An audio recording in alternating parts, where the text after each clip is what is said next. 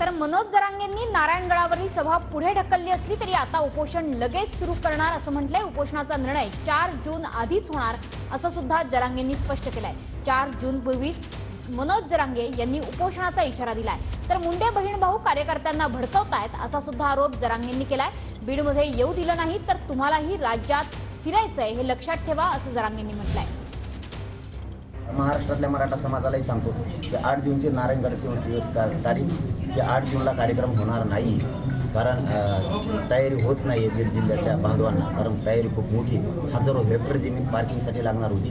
ती 2.5 महिन्यापासून तयारी करा म्हणून होती। त्यांना बहुतेक मागं पुढं झालं असेल काही कामाच्या निमित्तानं, त्यांच्याकडून झालं नसेल, त्यांनाही दोष द्यायचा नाही, ते आपलेच बांधव आहेत।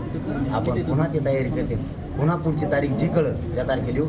सध्या तरी बीडची 8 जूनची सभेची महासभेची विशाल सभेची तारीख पुढे ढकलण्यात आली। 4 जून फायनल आहे, पण मग आता यांचंही झालं म्हणलं मी अलीकडे येतो ना, कारण मला वेळ नाही व्हायला माझ्या समाजाला नाही द्यायचं। चलो तुम्ही जो कोण म्हणतो ना त्यासाठी ते मारू दे, मारून टाकणार आहे मला। अरे मी बलिदान द्यायला तयार आहे मराठ्यांसाठी, पण मग हटायला तयार नाही। मला बिरात नाही देणार तुम्ही। तुमच्या बी नेत्याला महाराष्ट्रात फिरायचंय, तुमच्याकडे बी लोक आहेत ना। तुमची गुंडगिरी किती दिवस आम्ही सहन करणार आहे? तुम्ही गुंडगिरी करताय किती दिवस? आमच्याकडे खुंकार लोक आहेत हो महाराष्ट्रभर। एवढं कच्चा लेचा प्याचा नाही मराठ्याने। बघा मराठी जात संपली, तुम्ही संपला, तुम्हाला झाडूनच घ्यायला लागेल तिथं। वाशाने इथून मागे बी तुमच्या कान फडाला रिवायलर लावलेले आहेत। वासावं जरा असला शाने तर मला शांतता नाही करायची। बघणार आहेत आम्ही किती दिवस सहन होतोय। हे किती दिवस दोघं बहीण भाऊ कार्यकर्त्याच्या हाताने मराठ्यावर हल्ले घडून आणते।